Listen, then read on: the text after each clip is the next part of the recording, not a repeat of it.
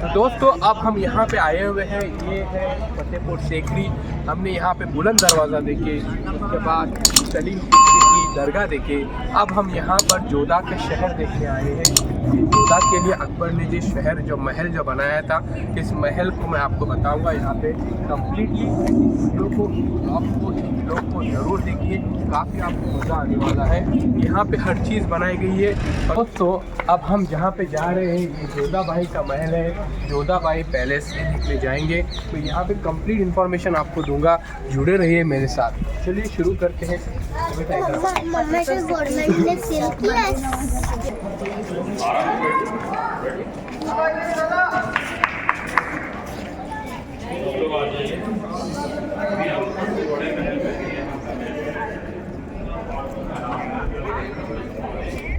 और सीकरी के अंदर है, और जिस जगह पर हम खड़े हैं ये है जोधा बाई का महल, जोधा बाई का पैलेस, जिसे अकबर बादशाह ने अपने बेगम के लिए बनाया था। और इसके अंदर दो खास बातें, एक ये एक महल है और दूसरा एक मेरे पीछे एक महल है। जो पीछे महल है मैं आपको ये बताता हूँ, ये समर पैलेस जिसे कहा जाता है। ये समर पैलेस इसलिए बनाया गया था जोधा के लिए क्योंकि गर्मियों के दिनों में वहाँ पे वो रह सकती थी। पीछे उसके इस तरह से विंडोज़ बनाए गए कि वहाँ से आसानी के साथ हवा आती थी। ये देख रहे हैं आप यहाँ पे, ये जो पीछे है ये है समर पैलेस, और इसी समर पैलेस में वो गर्मियों के दिनों में रहा करती थी। और उसके बाद जब सर्दियों के दिन और बरसात के दिन आते थे, यहाँ पे एक तुलसी का दरख्त हुआ करता था जहाँ पे जोधा बाई रोज़ पानी दिया करती थी, पूजा करती थी। इसी के अंदर एक मंदिर भी है। ये मंदिर, इसी मंदिर के अंदर जोधा बाई यहाँ पर इबादत करती थी, पूजा करती थी। और जो छोटे छोटे कमरे आपको मैं ये दिखाता हूँ, देखो ये छोटे छोटे जो कमरे हैं, छोटे छोटे कमरे के अंदर यहाँ पर बहुत सारे हरम, यानी बहुत सारे औरतें रहा करती थी जो उनकी देख रेख, उनकी हिफाजत के लिए, उनकी खिदमत के लिए हुआ करती थी। तो ये एक बेहतरीन प्लेस है, यहाँ पर ज़रूर आइए जब भी आपको विज़िट देना है। यहाँ पे फतेहपुर सीकरी के अंदर इस महल को देखकर ज़रूर जाइए। तो दोस्तों आज हम जहाँ पे खड़े हैं ये मंदिर है जोधा बाई का। इसी मंदिर में वो इबादत किया करती थी। इस मंदिर को तामीर करके दिया था अकबर बादशाह ने, और ये फतेहपुर सीकरी के अंदर है। इसका जो पूरा जो डिज़ाइन है ये हिंदू नक्शनिगारी के तहत बनाया गया है। हिंदू तहजीब को मद्देनज़र रखते हुए उसको बनाया है। जैसे हम देख सकते हैं यहाँ पे जैसे तुलसी के पत्ते वगैरह नज़र आ रहे हैं, त्रिशूल है, ये देखिए ये दीपक है। उसके बाद ये जैसे मंदिर की जो एक घंटी जो होती है, यहाँ पे घंटी भी बताई गई है। तो तमाम चीज़ें यहाँ पे आर्टिफिशियल एरिया जो है, यहाँ पे हर चीज़ को मद्देनजर ध्यान में रखते हुए उन्होंने बनाया है।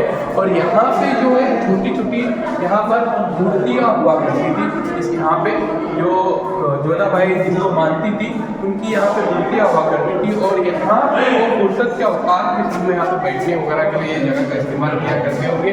और जो ये नक्शनिगारी की गई है, ये मुकम्मल कंप्लीट नक्शनिगारी जो है, ये डिज़ाइन ये पूरे एक ही पत्थर के अंदर बनाई गई है, यानी किसी भी यहाँ पर छोटा बड़ा पत्थर नहीं है, यानी जॉइंट पत्थर नहीं है। और ये इसका दाखिली दरवाज़ा था, अंदर आने के लिए दरवाज़ा था, यहाँ से वो आया करती थी। और यहाँ पर जो कृष्णा की मूर्ति, राधा कृष्णा की मूर्ति यहाँ पे यहाँ पे वो आया करते थे। और यहाँ पे कुछ जो छोटे छोटे कमरे में आपको बताता हूँ, उनके साथ जो दासी जो हुआ करती थी, इस मंदिर का जो ख्याल रखा करते थे, वो यहाँ पे वो रहा करते थे। तो यहाँ से वो रहकर, यही वो जगह है जहाँ पे मैं आपको बता रहा हूँ, यही वो जगह है जहाँ पर वो रहा करती थी। और फिर यही से ही मंदिर की साफ सफाई का वो खास तौर पर ध्यान रखती थी। तो ये है एक हिस्टोरिकल यहाँ पर मंदिर मैं आपको बता रहा हूँ, जिसे एक बादशाह ने अपनी महिला के लिए, अपनी बेगम के लिए, अपनी क्वीन के लिए बनाया था। मुझे लगता है कि आपको जरूर पसंद आएगा, तो हमारे साथ जुड़े रहिए। और बहुत कुछ है देखने के लिए। शबिस्तान इकबाल, जोधा बाई पैलेस, जोधा बाई का महल, शबिस्तान इकबाल पे खड़े हैं। ये अकबर बादशाह की जो सेकेंड वाइफ थी, इसका नाम था मरियम। इस मरियम पैलेस के अंदर हम यहाँ पे खड़े हैं। ये पहले गोल्डन रंग से था बनाया हुआ, तो पूरा गोल्डन दिखाई देता था। अब ये लाल पत्थर से दिखाई दे रहा है। और इस महल की खास बात ये है ये पूरा अंदर से भी इसको बताता हूँ। आइए चलिए देखते इसकी दीवारें और इसको किस तरह से तामीर किया गया है। ये देखिए काफ़ी खूबसूरत है। इसी महल के अंदर वो रहा करते थे। ये देखिए काफ़ी खूबसूरत नक्श निगारी की गई है इसकी, जितनी भी तारीफ़ की जाए उतनी कम है। इनका हर तरह का दाखिली दरवाज़ा, और यहाँ से ऊपर की तरफ अगर जाना है समर पैलेस की तरफ जाने के लिए, ये ऊपर इसके समर पैलेस है, तो अगर वो देखना है तो यहाँ से वो जाया करते थे। तो ये तमाम चीज़ें मैं आपको बता रहा हूँ। अभी ये फ़िलहाल जो है वो दरवाजे बंद है। ये कलर जो आने का है जो आज भी जैसे कि वैसे मौजूद है, और काफ़ी इसमें देखो कमरे भी बहुत बड़े बड़े हैं और हवा आने के लिए है। यहाँ पे भी पहले ज़माने में नक्श निगारी रहा करती थी, डिज़ाइन रहा करती थी। यहाँ पे देखिए ऊपर डिज़ाइन की हुई है जो आज भी मौजूद है। लगभग 17वीं सदी ईस्वी की बनाई हुई इमारतें आज भी खड़ी है अपनी शान और शौकत के साथ। ये देखिए ये इसका बाहर का हिस्सा जिसे आज हम हॉल कहते हैं। तो हर चीज़ है काफ़ी खूबसूरत है, काफ़ी अच्छी इमारत है। तो ये एक महल था जो मरियम के लिए बनाया गया था बादशाह अकबर ने। आइए अब हमारे गाइड के ज़रिए आगे चलते हैं और कुछ नई इमारतें देखते हैं। ये जो हाउस आप देख रहे हैं, ये हाउस था जोधाबाई का यहाँ, और काफ़ी खूबसूरत था और काफ़ी बड़ा है। एक हिस्टोरिकल पैलेस ये भी दिखा दीजिए। यहाँ पे मैं बता रहा हूँ, मीना बाजार लगता था उस जमाने में, और यहाँ पे ही वो मीना बाजार लगा करता था।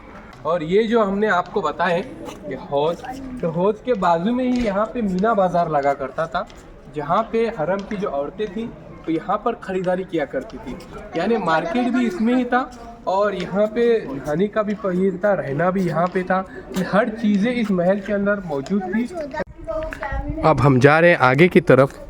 काफ़ी खूबसूरत बनाया हुआ है ये, जितनी भी तारीफ़ की जाए उतनी कम। कुछ इमारतें टूट चुकी हैं।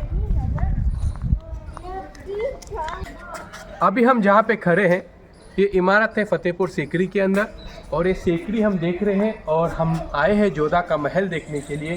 तो ये इमारत 5 मंजिला है। 1 2 3 4 5 मंजिला ये इमारत है, और इसकी एक अलग ही खासियत है। यहाँ पर करवा चौथ का अगर आप देखेंगे तो चांद देखने के लिए यहाँ पे जाया करती थी रानी जोधाबाई, और उसी तरह से मुस्लिम जो बेगम थे, रानियाँ थी, वो यहाँ पर ईद का चांद देखने के लिए ऊपर के महल में वहाँ पर जाया करती थी। और बिल्कुल उसी तरह से मरियम जो थे यहाँ पर अक्सर हवा खाने के लिए यहाँ कर बैठते थे, इसीलिए इसका नाम रखा गया है हवा महल। जो चारों तरफ से यहाँ पर हवा आती रहती है, साफ़ सुथरी हवा आती थी, और यहाँ पर दूसरी सारी औरतें, दूसरे जो हरम के अंदर लोग रहा करते थे, ये भी यहाँ पर शाम के वक्त में हवा खाने के लिए यहाँ पर बैठा करते थे। और बिल्कुल यहाँ पे हम देख सकते, यहाँ पे एक उस ज़माने का हॉस्पिटल हुआ करता था। यहाँ पे जो दाई ये रहा करते थे, यहाँ से ही वो पूरा नज़म चला करते थे। यहाँ पर बच्चों की परवरिश, उसके तमाम चीज़ें जो था यहाँ पे ही छोटे छोटे बच्चे यहाँ पे ही पैदा होते थे। तो चलिए मैं आपको इसकी जो दीवारें हैं ये मैं आपको बताऊँगा कि किस तरह से बनाए गए हैं। तो ये देखिए यही वो महल है, हवा महल है। यहाँ पर ऊपर के दरवाजे जो अब बंद है इमारत की मजबूती कायम रखने के लिए। और हाँ एक मिनट, इसका नाम है पंच महल। यहाँ पे कुछ मालूमात भी दी गई है। 5 मंजिल का ये भवन पंच विख्यात है। इसकी हर मंजिल अपनी निचली मंजिल से छोटी है, और सबसे ऊपरी मंजिल पर 4 स्तंभ यानी खंबे हैं, सुतून है। 176 इसमें पूरे कॉलम हैं। अंदर की तरफ हूँ, और यहाँ से मैं अंदर की तरफ से इसकी कंप्लीट इंफॉर्मेशन बता रहा हूँ। This is the first floor, 176 column. ये देखिए हर एक के अंदर स्टोन यहाँ पे कम रखे गए हैं। तो ये काफ़ी खूबसूरत शहर है। अगर आपने आगरा आकर देखा नहीं तो आपने कुछ भी नहीं देखा। आगरा की शान पंचमहल जो मैं आपको यहाँ पर बता रहा हूँ। पंचमहल बहुत ही खूबसूरत है। अजीज डियर स्टूडेंट, आप देख सकते हैं अब मैं यहाँ पे खड़ा हूँ। ये है मुग़ल दरबार का, फतेहपुर सीकरी का जोधा महल के अंदर जो बनाया गया एक मदरसा था, जहाँ पे उर्दू और फ़ारसी की तालीम हुआ करती थी, उर्दू और फ़ारसी का एजुकेशन हुआ करता था इसी के अंदर।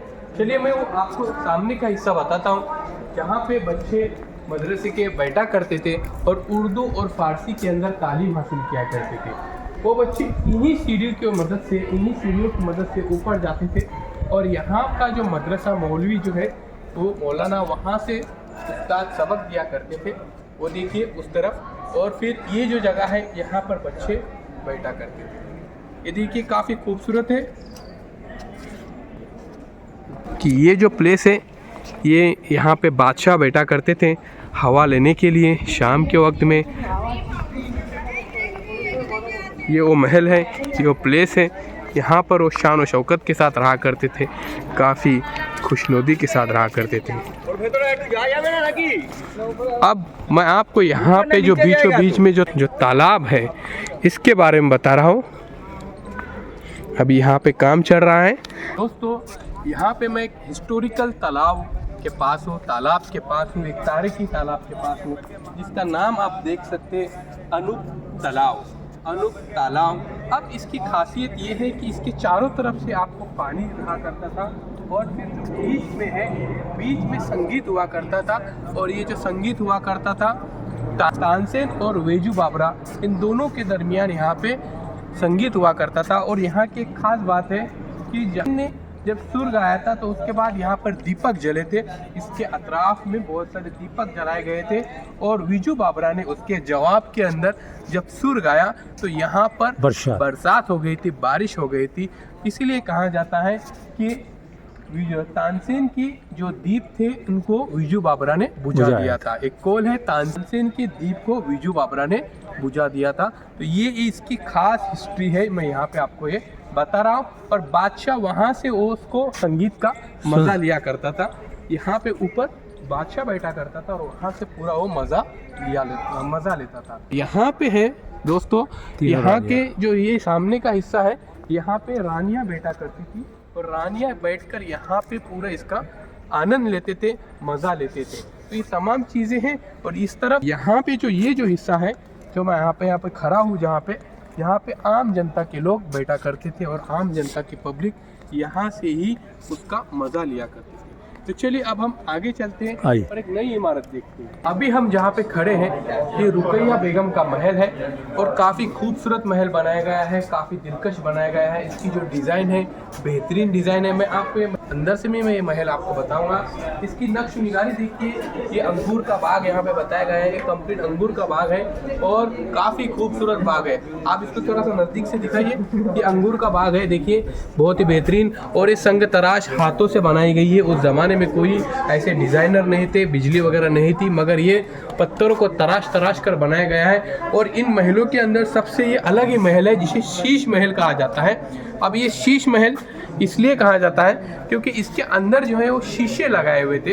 ये मुकम्मल मैं आपको शीशे कहाँ पे लगाए थे, जो जगह थी, ये भी मैं आपको बताऊंगा, उन शीशों को भी बताऊंगा। ये देखिए यहाँ पे इसका नाम यहाँ पे दिखाया गया है, ये नाम देख सकते हैं आप।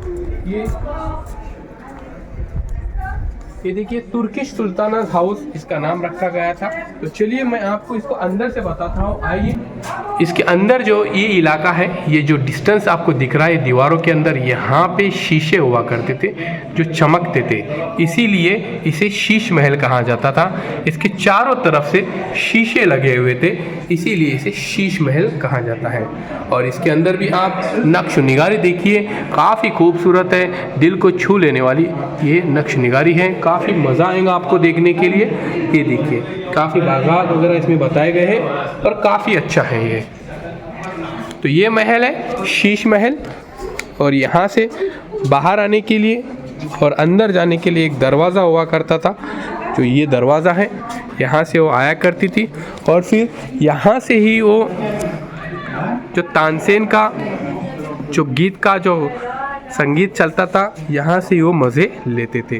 तो हर चीज़ है यहाँ पर, ज़रूर आइए इस महल के अंदर है। ये देखिए काफ़ी देखने जैसा है ये। एक अनोखी चीज़ मैं आपको दिखा रहा हूँ।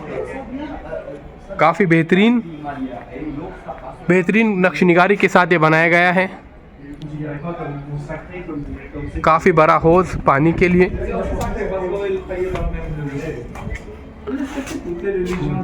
और ये वो महल है जहाँ से बादशाह लोग बैठा करते थे। तानसेन का और तालाब का मुख्य द्वार तानसेन को देखने के लिए अनूप तालाब, और उसके सामने यहाँ पे बादशाह वगैरह बैठा करते थे। अभी यहाँ पर सिक्योरिटी गार्ड है जो अपनी जिम्मेदारी निभा रहे हैं। ये है वो शीश महल आप देख सकते हैं।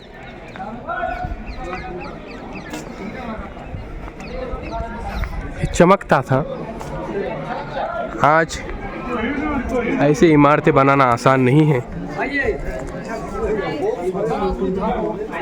काफ़ी बेहतरीन।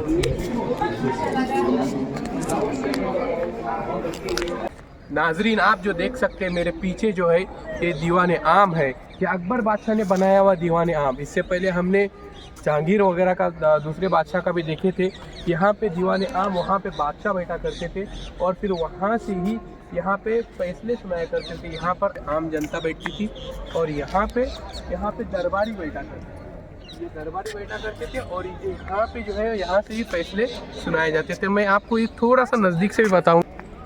खूबसूरत दीवाने खास दीवाने आम है। ये दीवाने आम की तरफ मैं लेके जा रहा हूँ आपको। ये है दीवाने आम। ये देखिए, यहाँ पे बादशाह बैठा करते थे। यहाँ पे पानी का एक फव्वारा था जहाँ से हम गुज़र रहे हैं और इसी जगह से वो फैसले सुनाया करते थे। जहाँ पनाह, यहाँ पे बादशाह रहा करते थे। आप देख सकते हैं, काफ़ी खूबसूरत ये वो जगह है जहाँ से फैसले सुनाए जाते थे।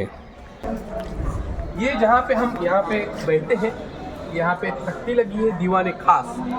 यहाँ पर खास लोग, विशेष लोग यहाँ पे आते थे। वज़ीर हो या फिर दूसरे मुल्क के बादशाह हो, दूसरे स्टेट के बादशाह हो, तो यहाँ पे उन लोगों की मुलाकात होती थी, बादशाहों के साथ बातचीत हुआ करती थी और फिर यहाँ से ही बहुत सारे जो मसले मसाइल होते थे उस पर चर्चा होने के बाद मुल्क को यहाँ पे चलाया जाता था। तो यहाँ पे अंदर आपको बताऊँ कि किस तरह से इसको बनाया गया है। ये है दीवाने खास। आप देख सकते हैं, ये जो आपको जो सुतून दिख रहा है, इसके सुतून के ऊपर ही बादशाह अकबर बैठते थे अपने तख्त के साथ और उसके अतराफ में जो थे उसके जो 9 मेंबर थे, उनके जो 9 इम्पोर्टेंट पर्सन थे जो आसपास यहाँ पे उनको बैठते थे। उनको हमेशा, जिसको नवरत्न कहा जाता है, नवरत्न उनको जो सजेशन दिया करते थे वो यहाँ से दिया करते थे, यहाँ से, इसी महल के अंदर से। तो यही है वो दीवाने खास, यानी जो भी अहम मीटिंग हो, जो भी अहम यहाँ पर बातचीत होती थी, इसी महल से हुआ करती थी। यहाँ की जो मतलब को ध्यान में रखते हुए इसको बनाया गया है। ये डिज़ाइन देखिए, जिसमें हर मज़हब की आपको कुछ न कुछ यहाँ पे आपको डिज़ाइन मिलेंगी और इसी से ही उन्होंने एक नए मज़हब का यहाँ पे शुरुआत किया था, दीन इलाही। इसका नाम दिए थे उन्होंने दीन इलाही। तो मैं इसी जगह पे खड़ा हूँ। इसी सुकून के ऊपर गद्दी हुआ करती थी, बादशाह अकबर वहाँ पे तख्त पर बैठा करते थे। तो ये है दीवाने खास। जो रास्ता है, ये रास्ता वो इस्तेमाल करते थे ऊपर जाने के लिए। इसी रास्ते से ऊपर की तरफ जाते थे और वहाँ पे वो बैठा। बिल्कुल सामने जो महल यहाँ पे बनाया गया है, ये महल है बहुत ही इम्पोर्टेंट खजाना, जहाँ पे यहाँ पे खजाना रखा जाता था। और वज़ीर खजाना जिसको बोलते हैं, ये 3 कमरों पर मुश्तमिल है। ये भवन जो गलती से अब आँख मिचोली कहा जाता है, इसको आँख मिचोली, वास्तव में सोने चांदी के सिक्कों का राजकीय कोष था।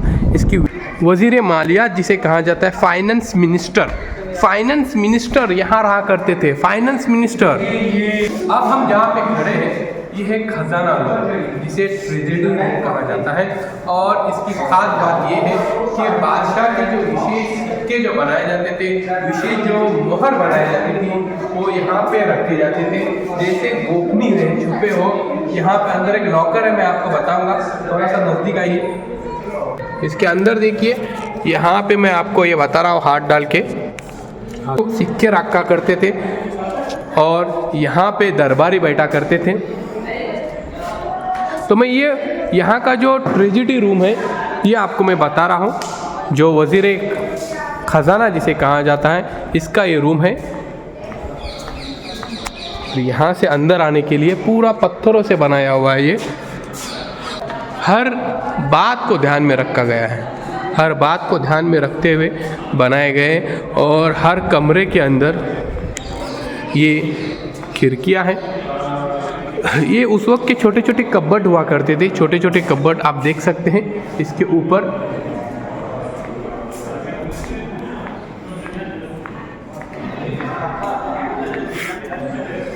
ये हवा आने के लिए हवादार चीज़ें, ये इसका बालकनी सिस्टम, गैलरी जिसे कहा जाता है। और यहाँ पे भी नक्श निगारी पर तवज्जो दी गई है।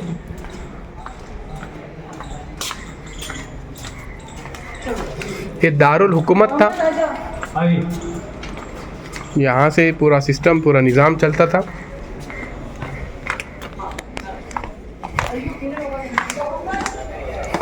ये आप जो सामने जो इलाका देख रहे हैं, वहाँ तो जा सकते हैं ना।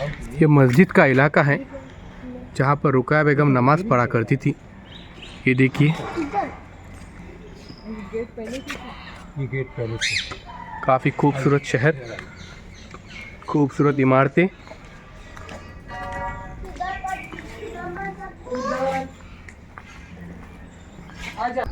सुनहरा मकान, मरियम की कोठी। किधर है मरियम की कोठी? मरियम की कोठी देखने के हरम सरा में स्थित ये इमारत मरियम की कोठी के नाम से विख्यात है। ये मरियम की कोठी हुआ करती थी, यहाँ पे ही मरियम की कोठी थी और मरियम जो है वो इस इमारत में रहा करती थी।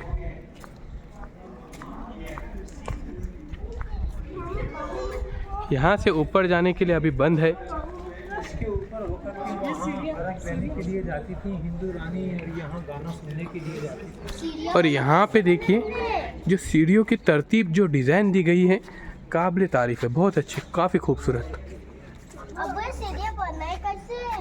ये वो किचन है जहाँ पे खाना पकता था। सारे मसालों का इस्तेमाल करके, गरम मसाले, हरी मिर्च, ये तमाम मसालों का इस्तेमाल करके वो लजीज खाना बनाया करती थी।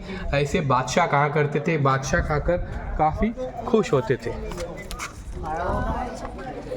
यही वो जगह है, ये देख सकते हैं आप। यहाँ से ही जोधाबाई अंदर जाया करती थी और यहाँ पे वो खाना बनाया करती थी।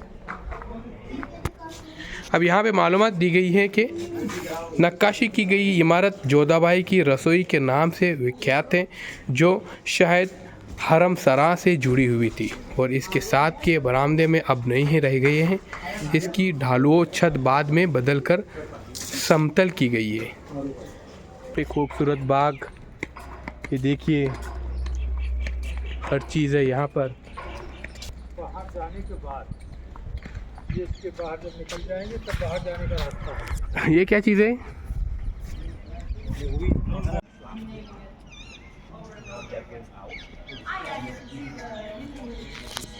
करते इंग्लिश में